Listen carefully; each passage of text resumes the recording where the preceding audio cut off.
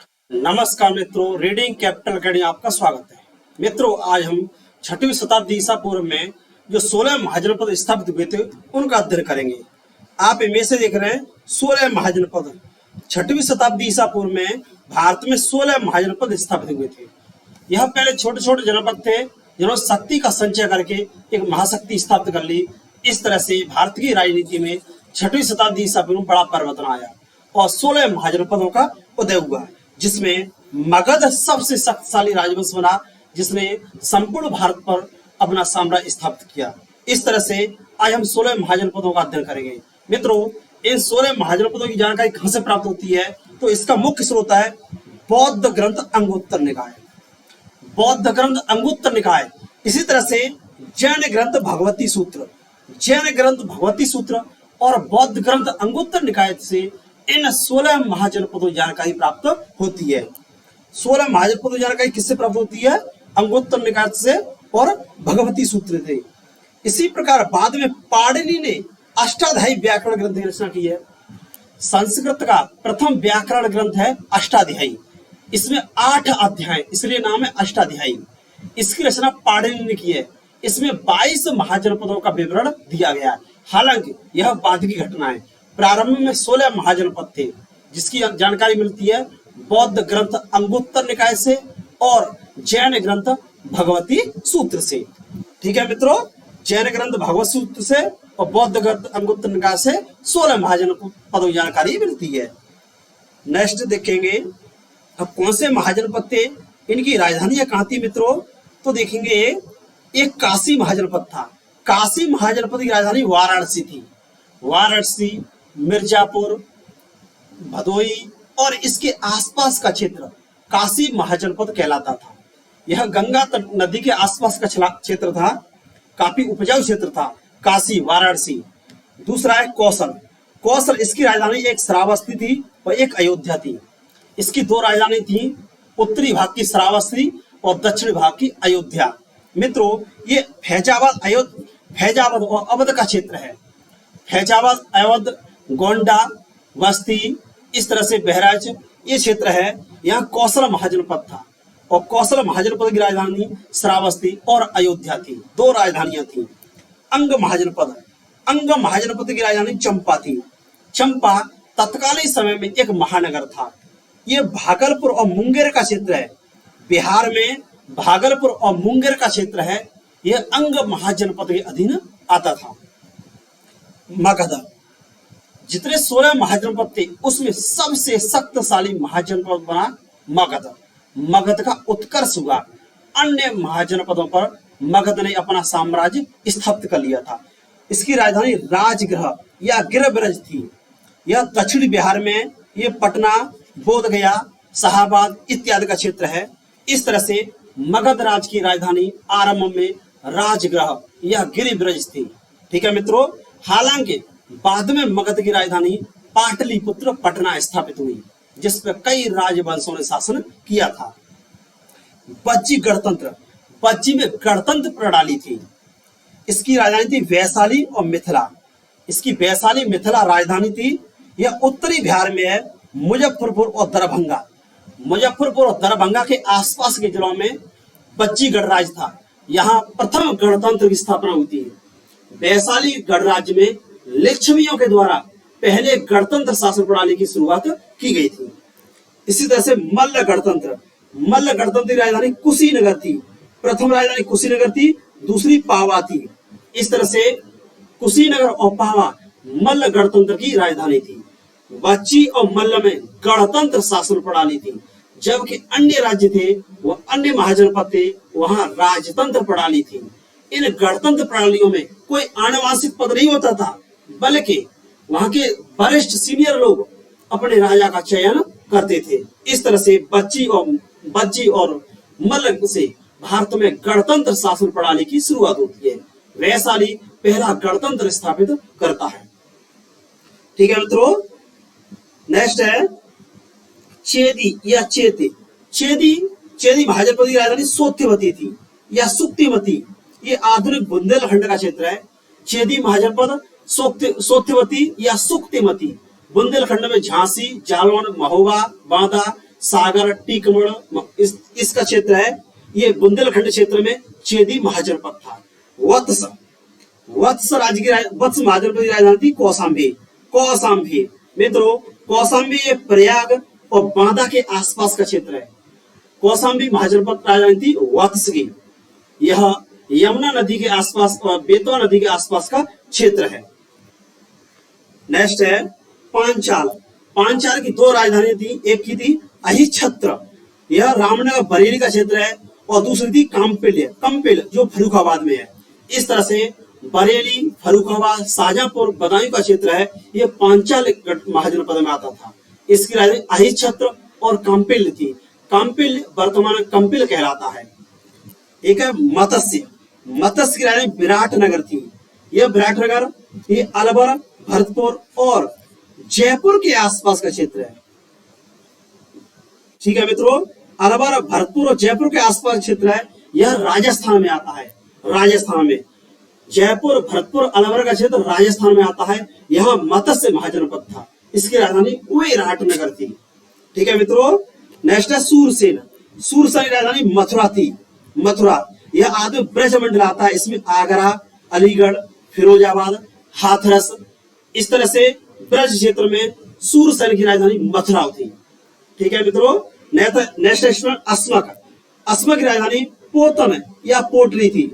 इसकी राजधानी पोतन या पोटली। यह दक्षिण भारत का, अस्मक दक्षिण भारत का एकमात्र महाजनपद था। अस्मक दक्षिण भारत का एकमात्र महाजनपद था। यह गोदावरी नदी घाटी में था। अस्मक की राजधानी पोतन या पोटली थी। पोतन या पोटली इसकी राजधानी थी। यह दक्षिण भारत का एकमात्र महाजनपद था। यह गोदावरी नदी की घाटी के आसपास का क्षेत्र था। एक है अवंती। अवंती की राजधानी, इसकी दो राजधानी थी, एक उज्जैनी जिसे उज्जैन कहते, दूसरी महिष्मती और उज्जैनी, यह अवंती राज्य की राजधानी थी। अवंती महाजनपद की राजधानी थी। ठीक है मित्रों, अवंती महाजनपद की राजधानी उज्जैनी और महिष्मती दो राजधानियां थी इसकी। और यहाँ का राजा था चंद्रप्रद्योत।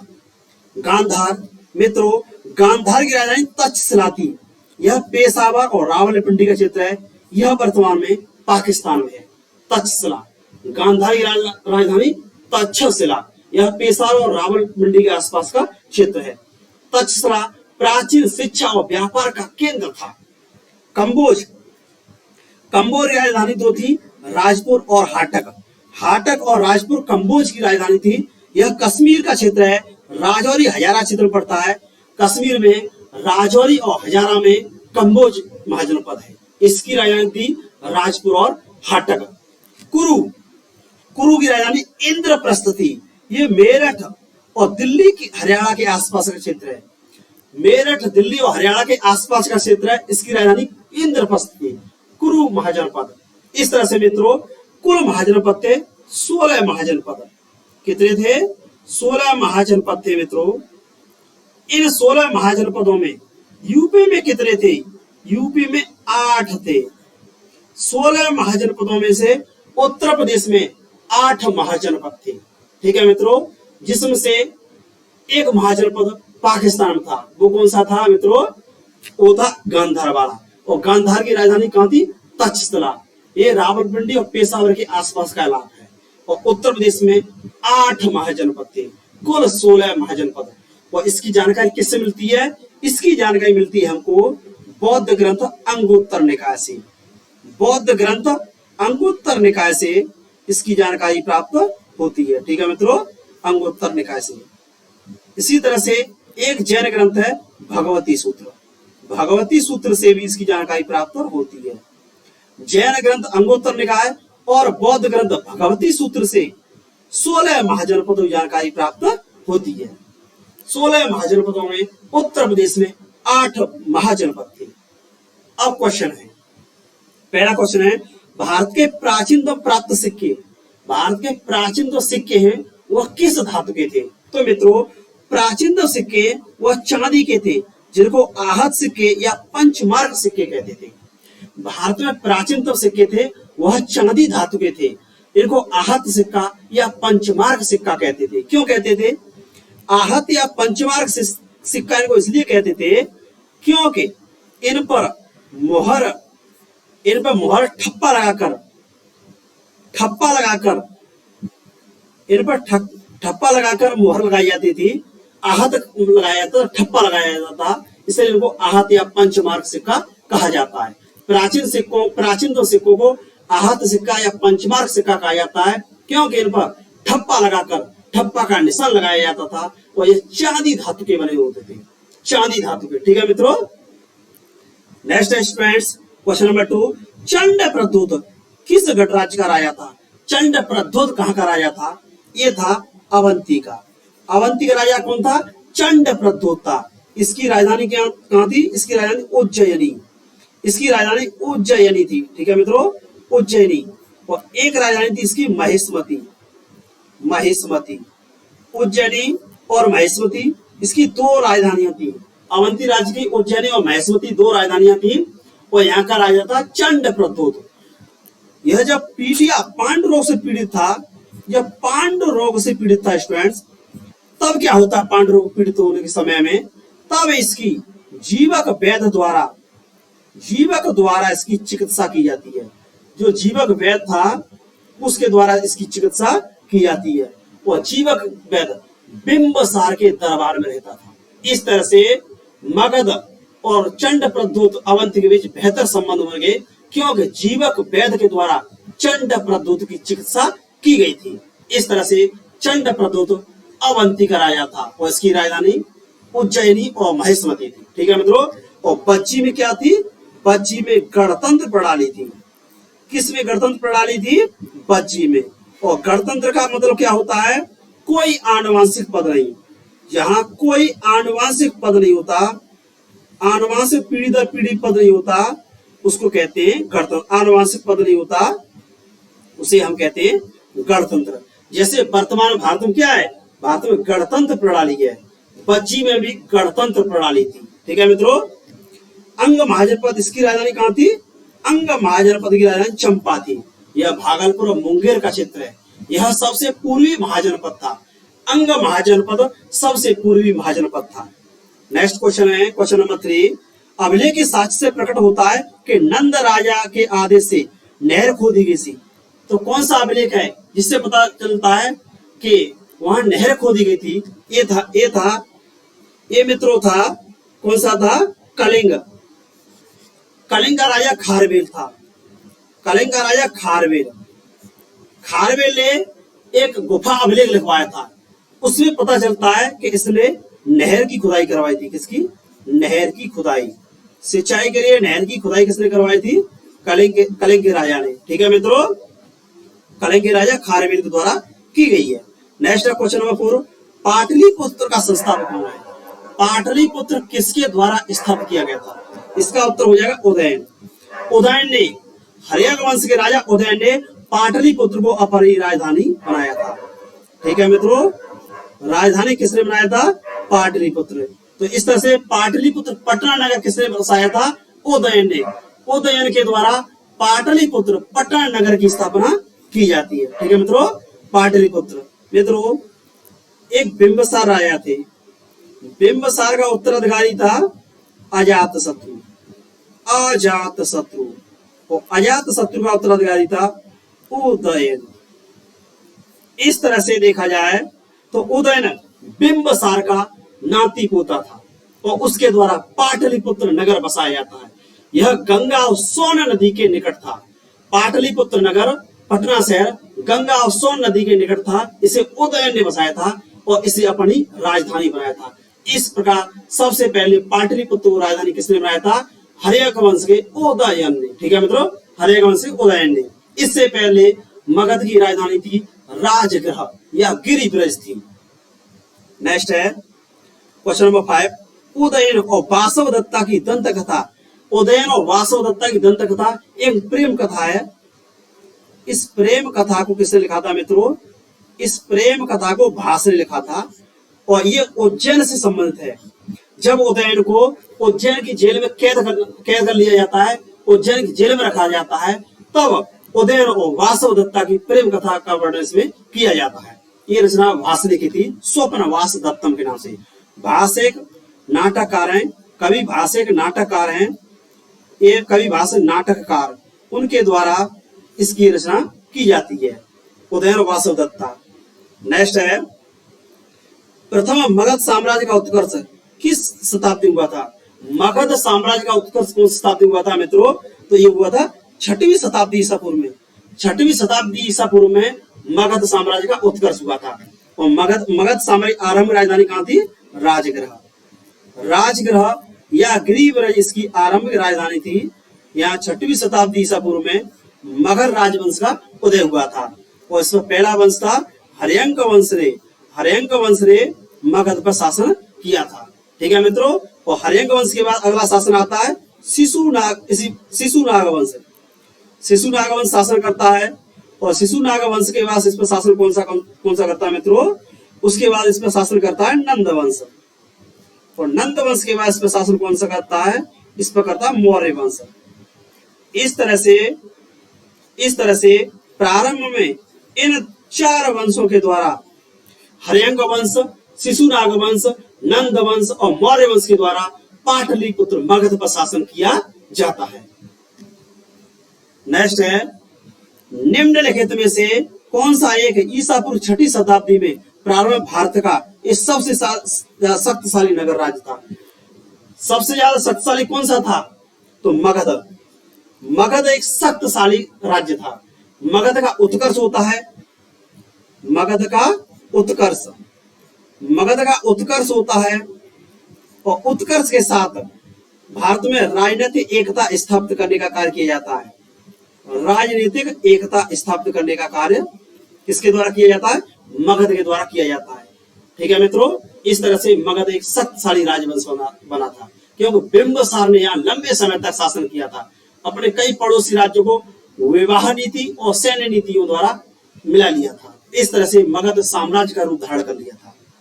नेक्स्ट है, विश्व का पहला गणतंत्र वैशाली में किसके द्वारा स्थापित किया गया था?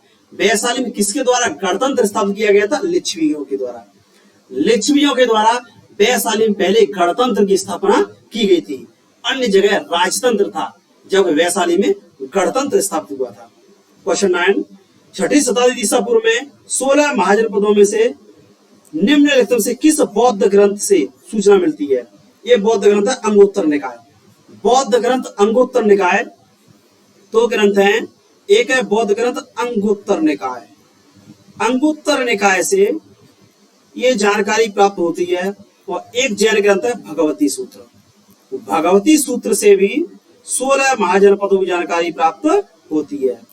ये 16 महाजनपदों की जानकारी प्राप्त होती है बौद्ध ग्रंथ अंगुत्तर निकाय से और जैन ग्रंथ भगवती सूत्र थे। ठीक है मित्रों। ये 16 महाजनपद थे। हालांकि पाणिनि ने अष्टाध्यायी व्याकरण ग्रंथ में 22 महाजनपदों का जिक्र किया है। हालांकि वो वाद की घटना थी। नेक्स्ट है क्वेश्चन नंबर 10, गोदावरी नदी के तट पर स्थित महाजनपद था। दक्षिण भारत में गोदावरी नदी के तट पर कौन सा महाजनपद था? ये था अस्मक। अस्मक या अस्सक। इसकी राजधानी कहाँ थी? इसकी राजधानी पोतन या पोटली। पोतन या पोटली इसकी राजधानी थी। यह दक्षिण भारत का एकमात्र महाजनपद था जो गोदावरी नदी और आंध्र प्रदेश के आसपास विकसित हुआ था। ठीक है मित्रों। क्वेश्चन नंबर 11, मगध की प्रारंभिक राजधानी कहाँ थी? मगध की प्रारंभिक राजधानी थी राजगृह या गिरिब्रज। मगध साम्राज्य की आरंभिक राजधानी राजगृह या गिरिब्रज थी, लेकिन बाद में पाटलिपुत्र स्थापित हुई थी। कहाँ हुई थी? पाटलिपुत्र स्थापित हुई थी। और इसके बाद कहाँ स्थापित हुई थी? इसके बाद वैशाली स्थापित हुई थी। वैशाली। इस तरह से मगध की पहली राजधानी थी राजगृह या गिरिब्रज, दूसरी राजधानी थी पाटलिपुत्र, तीसरी राजधानी कौन सी बनी थी? वैशाली। अगर क्रम पूछा जाए मगध की राजधानी क्रम सजाइए तो आपका उत्तर हो जाएगा नंबर पे राजगृह या गिरिब्रज, नंबर 2 पाटलिपुत्र, नंबर 3 वैशाली। इस तरह से मगध की आरंभिक राजधानी राजगृह अथवा गिरिब्रज थी।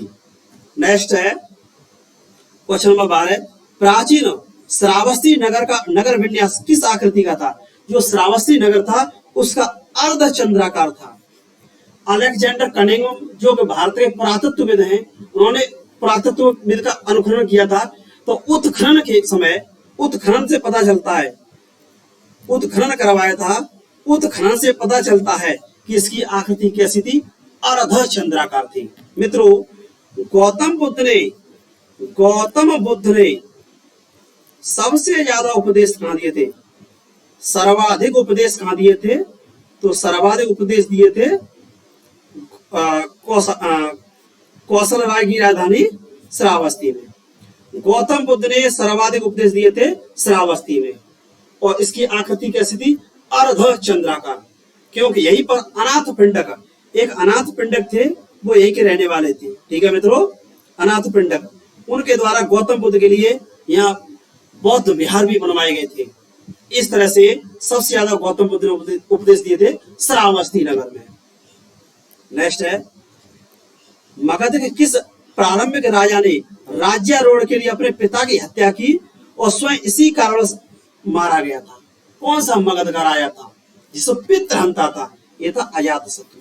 मित्रों, अजातशत्रु ने क्या किया? अजातशत्रु ने अपने पिता की हत्या की। अपने पिता को, इसे पिता का नाम क्या था? अपने पिता बिंबिसार की हत्या की। अपने पिता बिंबिसार की हत्या की थी। तो ये कौन बन गया? पितृहंता। ये पितृहंता था। भारत में पहला कौन सा राजा है जिसे पितृहंता कहा जाता है? तो पितृहंता कहा जाता है अजातशत्रु को, क्योंकि अजातशत्रु ने अपने पिता बिंबिसार की हत्या कर दी थी। लेकिन अजातशत्रु की हत्या किसने कर दी? उदयन ने इसकी हत्या कर दी। इसकी भी हत्या कर दी। इस तरह से प्रथम पितृहंता कौन सा था? अजातशत्रु। अजातशत्रु ने अपने पिता बिंबिसार की हत्या कर दी और अजातशत्रु की हत्या इसके पुत्र उदयन ने कर दी। इस तरह से अजातशत्रु आपका आंसर सही होगा। ठीक है मित्रों, नेक्स्ट है, गौतम बुद्ध के समय प्रसिद्ध वैद्य जीवक किसके दरबार से संबंधित था? तो जीवक जो वैद्य था वह बिंबिसार के दरबार में था। बिंबिसार के दरबार में गौतम बुद्ध के समय जीवक वैद्य रहता था। यह प्राचीन चिकित्सा पद्धति का महान विद्वान थे। चंड प्रद्योत, जो कि अवंती के राजा थे, चंड प्रद्योत की चिकित्सा किसने की थी? जीवक ने। इसी तरह से गौतम बुद्ध की भी सेवा शुश्रूषा की थी जीवक ने। ठीक है मित्रों, नेक्स्ट है, कौन सा सुमेलित नहीं है? कंबोज की राजधानी कहाँ थी? राजपुर हाटक सही है। अस्मक, पोतन या पोटली, ये भी सही है। सूरसेन ये वाला गलत है। मित्रों, सूरसेन की राजधानी थी मथुरा। सूरसेन की राजधानी कहाँ थी? मथुरा। ये ब्रज क्षेत्र है। सूरसेन की राजधानी मथुरा थी, जो ब्रज क्षेत्र आता है। मथुरा, आगरा, अलीगढ़, हाथरस, फिरोजाबाद, एटा, ये क्षेत्र। सूरसेन की राजधानी मथुरा थी। कौशल की राजधानी कहाँ थी? श्रावस्ती। इसकी एक राजधानी और थी, कौशल की राजधानी अयोध्या को साकेत नाम मिलता है इसका, साकेत। कौशल महाजनपद की राजधानी श्रावस्ती और अयोध्या थी। अस्मक की राजधानी पोतन या पोटली थी। ठीक है मित्रों, पोतन या पोटली। और कंबोज की राजधानी राजपुर हाटक थी, जो कश्मीर घाटी का क्षेत्र है, कश्मीर पड़ता है। नेक्स्ट है, तो इस तरह से हमने 16 महाजनपदों आज अध्ययन किया। 16 महाजनपदों का। मित्रों, यह 16 महाजनपद बाद में भारत की राजनीति का केंद्र बन जाते हैं, और इन्हीं 16 महाजनपदों से एक महाजनपद शक्तिशाली बनता है, मगध। कौन सा बनता है? मगध का उत्कर्ष। इस प्रकार भारत की राजनीति का इंडियन पॉलिटिक्स का सेंटर बनता है मगध। मगध पर कई राजवंश स्थापित होते हैं। मगध पर हर्यंक वंश नींव रखता है, और हर्यंक वंश के बाद शिशुनाग वंश शासन करता है। शिशुनाग के बाद नंद वंश शासन करता है, और नंद वंश के बाद मौर्य वंश शासन करता है, और मौर्य वंश सबसे शक्तिशाली वंश स्थापित हो जाता है। मौर्य वंश के द्वारा ही भारत में राजनीतिक एकता की नींव स्थापित की जाती है। राजनीतिक एकता किसके द्वारा स्थापित की जाती है? मौर्य वंश के द्वारा की जाती है। इस तरह से 16 महाजनपद से जो भी क्वेश्चन पूछे जाएंगे लगभग आप कर लेंगे। धन्यवाद मित्रों।